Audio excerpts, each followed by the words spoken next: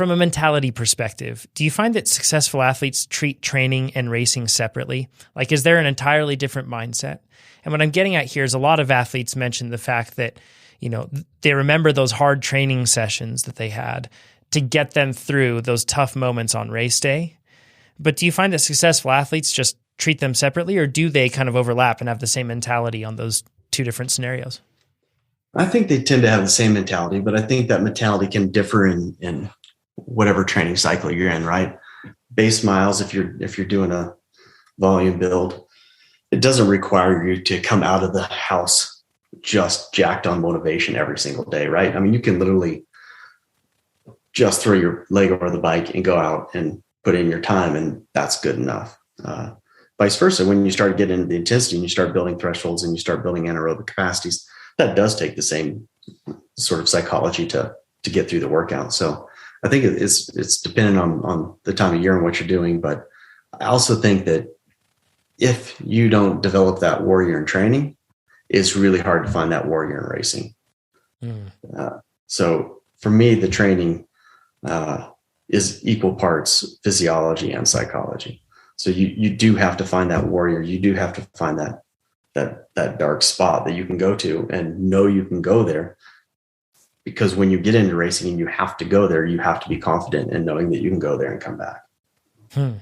From that same perspective, we taper athletes before they get to a big event. Do you taper them psychologically as well? Do you find ways to do that? Or do you feel like we have a bit more endurance in that regard to keep the fight in us? Yeah, mentally, I think anytime you start peaking an athlete, physically they feel great because the load, the volume, the intensity has all come off. So they like for me, the telltale sign is they're actually trying to sneak in a workout or an interval or a rep. They just want to test themselves. Or they're not sleeping super well because they have so much energy. They just don't need that much sleep anymore. So I think physically I always feel really, really good. Psychologically, it's just sort of that this is building to this crescendo of what we're trying to do. And yes, there's a little bit of anxiety associated with it because it's hard and you're doing something hard, and hard things are hard. That's why they're called hard. Right. That's also normal. But I think the confidence in that comes from knowing that the preparation, the planning was tip top, and that yes, while they're nervous or they're anxious about it, they do know and have that confidence that they're prepared for the task. So it's I think that psychology piece had to be developed over the course of time and through the training and through the racing. But when you get to the peak, it should be intact and it should be there. I don't think you have to do much with it. Right. When you're preparing like the pre-race plan or strategy with your athletes and how they're going to execute, is there a typical model that you follow to get them focused and in the right headspace? Do you look back on what they've achieved, or do you just focus on the goal they need to achieve? Yeah, I think when it comes to goals in races and how you approach the race, to me, it's where they're at the moment defines what they tactically can pull off. And then also you have to take into consideration their competitors, right? Where are their competitors right now? And what do they have to do to beat you? And what do you have to beat them? If you can break down a race into as simple as you can, and you have like one or two or three things you have to accomplish, and if you can accomplish these things, they're going to put you in position.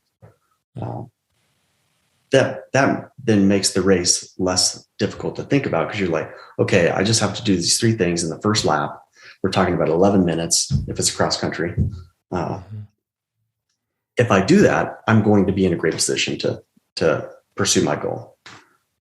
That gets a whole lot simpler than thinking about, okay, I've got to get a good start. I've got to get in this position. I got to do this. And then I've got 6 more laps I have to worry about. Yeah.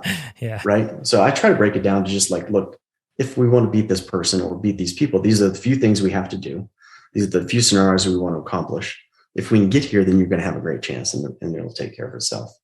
Road racing, same thing. It's like, how do you make the selection? How do you not spend energy?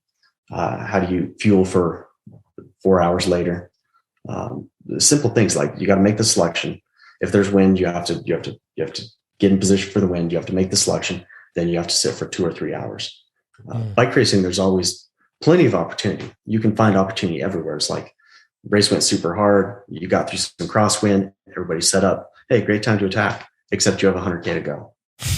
So it's not just seeing the opportunity, taking it because you see an opportunity. It's choosing the right opportunity and ignoring the other opportunities. And that's also kind of life, right? I mean, there's opportunity everywhere around us. You just have to know what it is, what you're trying to accomplish, and then choose the right opportunity for that task. Yeah. So this is you're breaking down instead of putting the weight on you, you've got to win the world championship today. Good luck. Go for it. You've done because there tends to be that void where it's like you look back, great, I've accomplished my training. I'm coming into it. And now I still feel like I have this huge goal to achieve, which is winning or whatever it may be. I like that concept of, okay, so what are the necessary moves or things that need to happen within the race to get you there? Super. That's a great tip. Actionable for all of us. Yeah. And it's really individual dependent, right? I mean, I think you learn the very most about bike racing when you have the least amount of form, because now you can't go to power. You have to think through the bike race.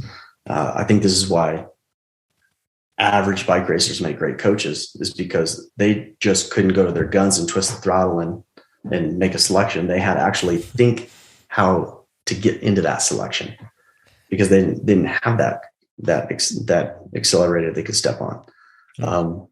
Vice versa, when you have really talented athletes and they're not on tip-top form, it's like, look, this is your opportunity to learn how to race a bike. It doesn't, because you're not in tip-top form, is not your chance to say, well, I'm not going to, 10th is going to be good for me today, and I'm just going to race to 10th.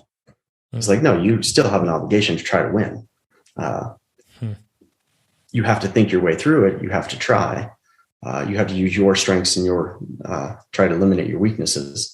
And then at the end of the day, if you end up 8th, then 8th is the best you could do, and we'll be happy with that. But that's your chance to learn how to bike race. Yeah, poor fitness isn't an excuse for poor effort, right? Exactly. And it's in those moments that we tend to learn the most. Constrained on resources, you get real creative, right? Yep. That's how it goes. Have you noticed pre-race routines or habits from your successful athletes that are consistent across? Because, you have Kristen Armstrong, and she's doing time trials. And then you have Kate Courtney, and she's doing cross-country Olympic. And then you have somebody like Keegan, who's doing, these days, more marathon stuff. And you have Taylor Finney on the track. So you've seen athletes like all over the spectrum, whether it's visualization, a specific like warm-up format, or things they do to get in the zone. Are there specific traits that they do pre-race? Yeah. So I think pre-race days, pre-race rituals, I think the more automatic you can make them, autonomous, the better the day is. The last thing you want is somebody waking up at 8 o'clock in the morning and then debating whether they should go for a morning spin or have breakfast first. It's like part of preparing, part of planning is have already worked through that, and you know exactly what you're doing. Yes, if you want to, you have a C race, you want to think about trying something else. I'm like, great, let's try something else. But an A race, absolutely not. We should have already figured it out. If we didn't figure it out, then that's poor planning. That's poor preparation on our part. But yeah, race day has to be as autonomous as it is. And it can be all over the board. I had a world tour guy that raced grand tours.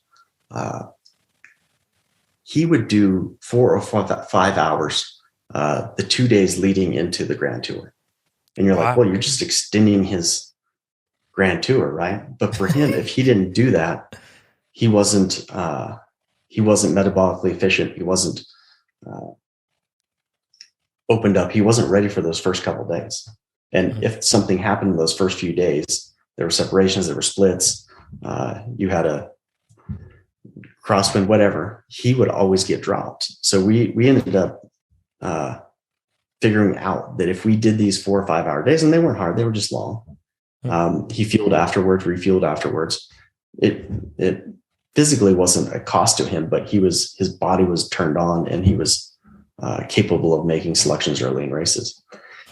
If you could look at the race and say, in this week, this first week, there's not really anything tough until Thursday or Friday, then yeah, you could use those first 3 days in the race as the opener. But if there was a prologue that was important, or a time trial early, or you see this in the tours, the grand tours all the time, you see these little 5K mountaintop finishes in week 1 that don't look like a big day, but turns out to be monstrously difficult. Then yeah, we would add the 4 or 5 hours beforehand, and he would come into it rolling and good to go. But it's really individual, but it has to be autonomous. You have to do the planning and preparation before. You have to experiment. You have to know what works, what doesn't work. And then when you get into your A races, it's just automatic. You don't debate it. You don't discuss it. It's the same thing happens. You wake up at 8, you have breakfast, you go for a spin, you take a nap, you have lunch, you go warm up, you go to the start line. It's everything from, I take off my pants, warm ups, I take out my top, I take a swig of this, and now I'm on the start line. And there's nothing left to chance. Yeah, it's all intentional and all planned and in place. Yeah. And that's same warm up. Everything just as automatic as it possibly can be. Yeah, and using those B races or C races or even just training days to refine that is a great opportunity, right? Yeah. We kind of talked about having a lofty goal coming into it. You talked about achieving those stepping stones that lead to being able to achieve your lofty goal. What do successful athletes do when those stepping stones aren't achieved? So in other words, when the race isn't going to plan and it's the big moment and it's their A event, what does a successful athlete do in that moment? Well, yeah, it sucks when that happens. But it is, that's why we compete. That's the whole purpose of it. And I think generally is sometimes you're just going to have to do the best ride you can do. It may not have been what you wanted, but it's the best you could do on that day. And that's that. And in this scenario, quitting for me is never an option. You just don't quit. If you quit, you start quitting. It gets easier and easier to quit. So that's never an option for me.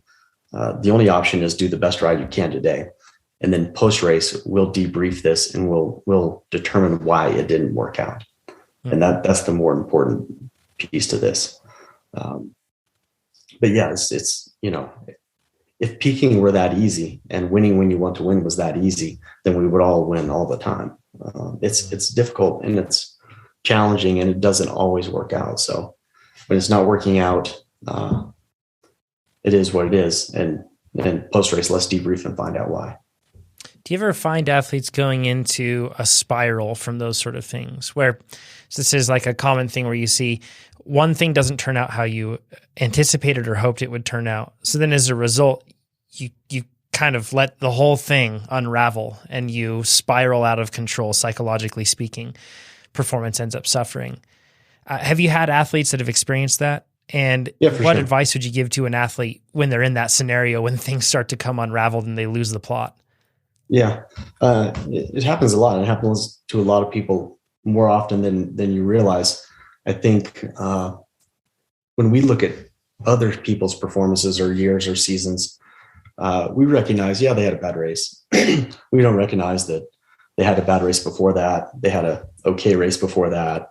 They had a bad race before that. We don't see the totality of the picture. Only when we reflect on ourselves do we see the totality of the picture, right? So we think everybody else sees what we see, but really we only see what we see, and everybody else is only looking at themselves as well.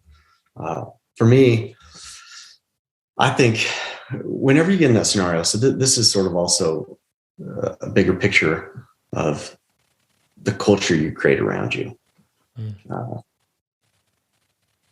I think if you have people that will spiral with you, it's very hard to control. If you start spiraling, and that causes the next person in your team to start spiraling, and your team could be your training team, your coach, your nutritionist, strength coach, team director, whatever it may be. Friends. Yeah. Then it is very hard to control. But if you have a culture where it's positive, people pick you up, they lift you up. Their goal is for you to succeed.